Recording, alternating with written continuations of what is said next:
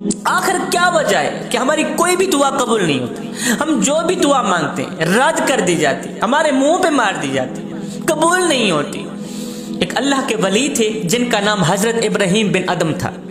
حضرت ابراہیم بن ادم کے پاس لوگ آئے، کہنے لگے حضرت ایک بات پوچھنی۔ کہا جی پوچھیں۔ کہا حضرت ہمیں بتایا جائے کہ آخر کیا وجوہات ہیں کہ ہم جو بھی دعا کرتے ہیں رد کر دی جاتی ہے، قبول نہیں ہوتی؟ کیا اللہ ہماری نہیں سنتا؟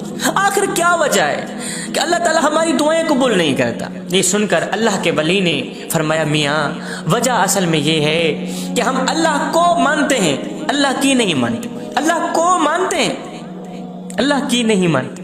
اللہ کو جانتے ہیں مگر اس کی اطاعت نہیں کرتے، اس کی فرما برداری نہیں کرتے، اس کے احکامات کی پیروی نہیں کرتے۔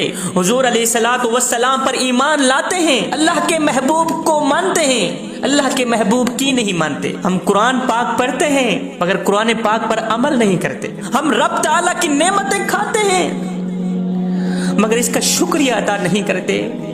ہائے، وہ ایک فقیر تھا، درویش تھا، متقی پرہیزگار تھا۔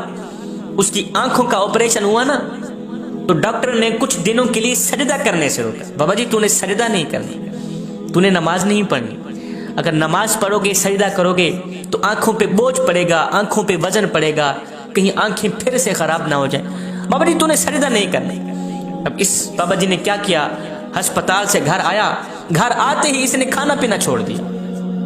ایک دن گزرا، 2 دن، تیسرے دن گھر والے بولی پڑے، بابا جی ڈاکٹر نے تو آپ کو سجدہ کرنے سے روکا تھا، روٹی کھانے سے تو نہیں روکا تھا، اور ڈاکٹر نے تو آپ کو سجدہ کرنے سے روکا تھا، کھانا کھانے سے تو نہیں روکا تھا۔ ہائے، یہ سن کر بابا جی کی چیخ نکل گئی۔ بابا جی رو کر کہنے لگے بیٹے میں کیا کروں، جس مالک کو سجدہ نہ کر سکوں اس کا رزق کھاتے ہوئے مجھے شرم آتی۔ جس مالک کو سجدہ نہیں کر سکتا، سجدہ کر کے جس مالک کی نعمتوں کا شکریہ ادا نہیں کر سکتا، اس مالک کی نعمتوں کو کھاتے ہوئے مجھے شرم آتی۔ فرمایا رب تعالیٰ کی نعمتیں کھاتے ہو، ان نعمتوں کا شکریہ ادا نہیں کرتے۔ اس بات کو بخوبی جانتے ہو کہ جنت اطاعت گزاروں کا گھر ہے، جنت فرما بردار لوگوں کا گھر ہے، جنت اللہ کے نیک بندوں کا گھر ہے، لیکن تم دنیا میں رہ کر اس جنت کی طلب نہیں کرتے، اس جنت کے طلبگار نہیں ہو۔ یہ جانتے ہو کہ جہنم گنہگاروں کے لیے، یہ جانتے ہو جہنم بدکاروں کے لیے، سیاکاروں کے لیے، مگر جہنم سے ڈرتے نہیں ہو۔ تم لوگ شیطان لعین کو دشمن جانتے ہو مگر اس سے بھاگتے نہیں ہو۔ وہ تمہارا دشمن ہے پھر بھی تم اس سے دوستی کرتے ہو۔ اپنے عزیز و اقارب کو اپنے ہاتھوں سے زمین میں دفن کرتے ہو، اپنے ہاتھوں سے مٹی میں ڈساتے ہو، اپنے ہاتھوں سے اپنی آنکھوں کے سامنے مٹی میں اکیلا چھوڑ کے چلے جاتے ہو، عبرت حاصل نہیں کرتے۔ تم لوگ موت کو برحق سمجھتے ہو کہ موت آنی ہی آنی ہے، پر موت کے لیے کچھ اکٹھا نہیں کرتے،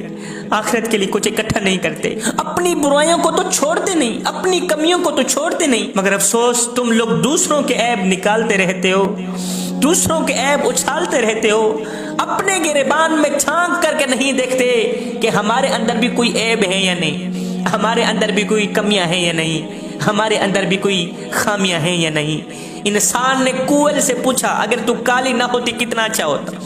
پھر انسان نے سمندر میں بہتے پانی سے پوچھا اوئے اگر تو کھارا نہ ہوتا کتنا اچھا ہوتا۔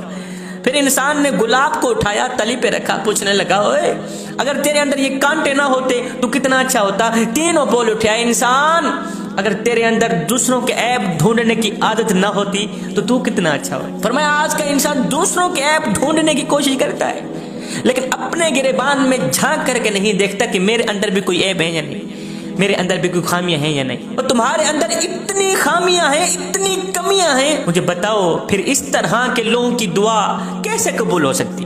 اور اس طرح کے کم بخت لوگوں کی دعا ان کے منہ پر نہ مار دی جائے تو اور قبول کی جائے۔ فرمایا اگر تم چاہتے ہو تمہاری دعائیں قبول ہوں، قرآن کا دامن کبھی نہ چھوڑنا، قرآن پڑھنا، اس کے اوپر عمل بھی کرنا۔ اگر تم چاہتے ہو تمہاری ہر دعا قبول ہو، اللہ کو ماننے کے ساتھ ساتھ اللہ کی بھی مانتے رہنا۔